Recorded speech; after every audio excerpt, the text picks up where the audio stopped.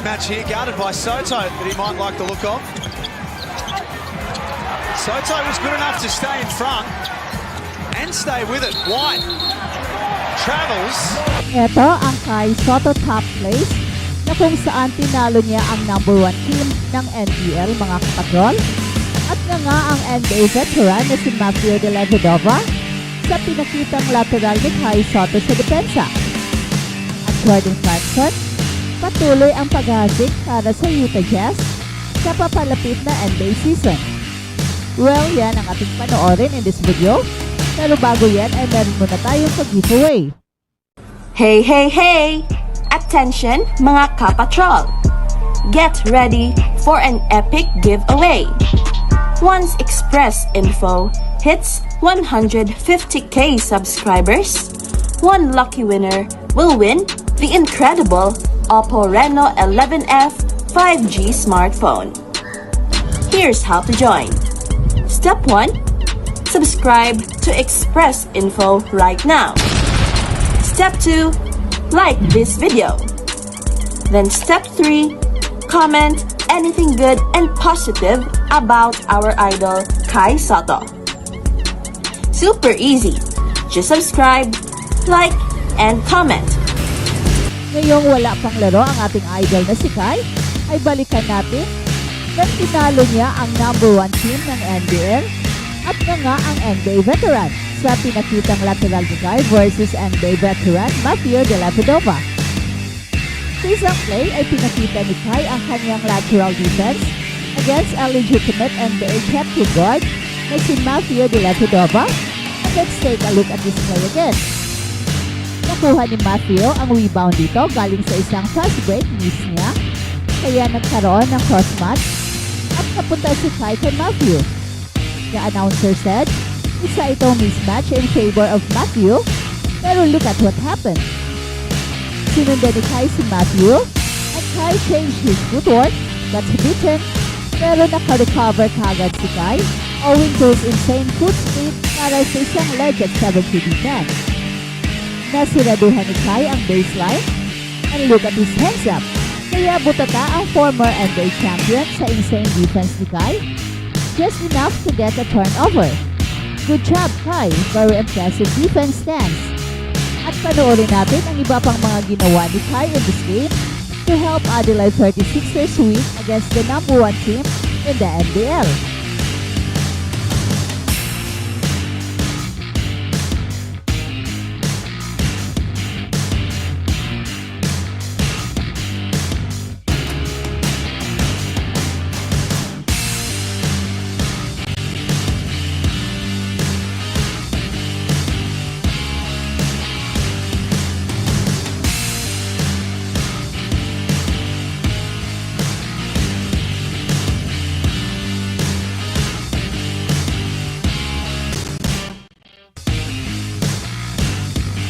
Mismatch here, guarded by Soto, that he might like the look of.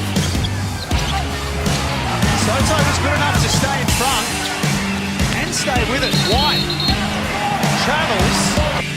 At balitang NBA naman, predicting ng stat line ni Jordan Clarkson para sa 2024-25 NBA season.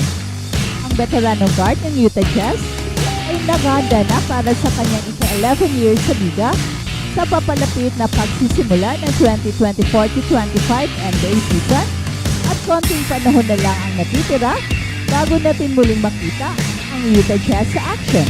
Ang kanilang pagbabalik sa court ay magaganap sa huling bahagi ng October kontra ng Memphis Grizzlies at ito ang unang pagkakataon na makikita natin silang muli sa loob ng mahigit na 6 na buwan. Habang hinihintay natin ang debut ng Jazz, magandang pagkakataon ito upang suriin ang kasalukuyang estado ng kanilang roster para sa paparating na season.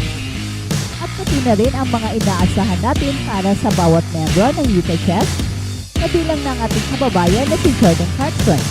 Sa mga nalalabing araw bago magsimula ang susunod na NBA season, sisilipin natin ang depth chart ng Utah Jazz para magbigay ng ilang prediction tungkol sa kung paano mag-perform ang mga bandalado sa Utah Jazz matapos ang isang productive off-season kung saan patuloy nilang pinapalakas ang kanilang mga batang talento at maraming pangalan sa roster ang dapat bantayan dahil may posibilidad na magkaroon ng breakout season.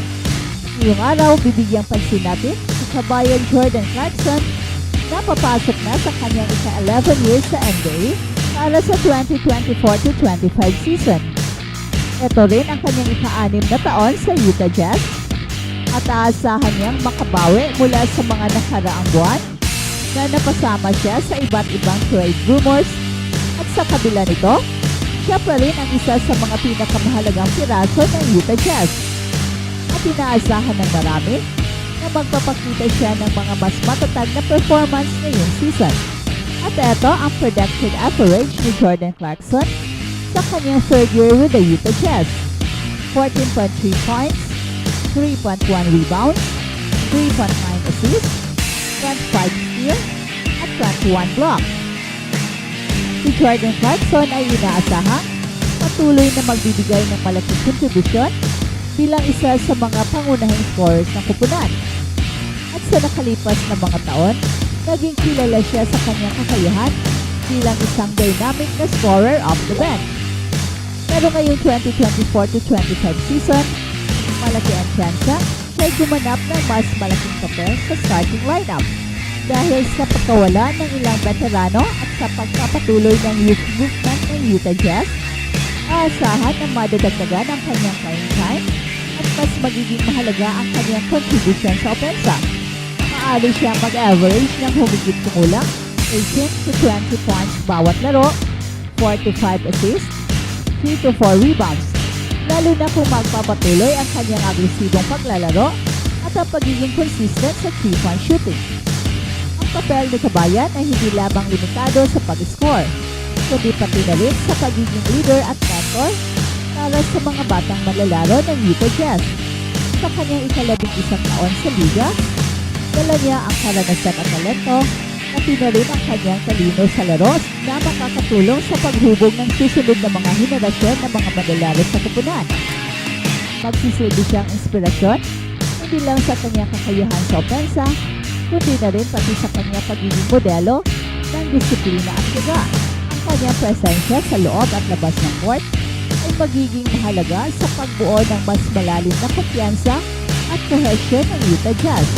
Bagamat hindi pa malinaw kung siya ay magiging bahagi sa trade talk sa kalagitnaan ng season, sa ngayon nanatiling mahalagang asset si Jordan Clarkson para sa Utah Jazz. Malaki pa rin ang maiambag niya sa opensa ng kupunan. Hindi lamang ngayong season, kundi posible pa hanggang sa mga susunod na season.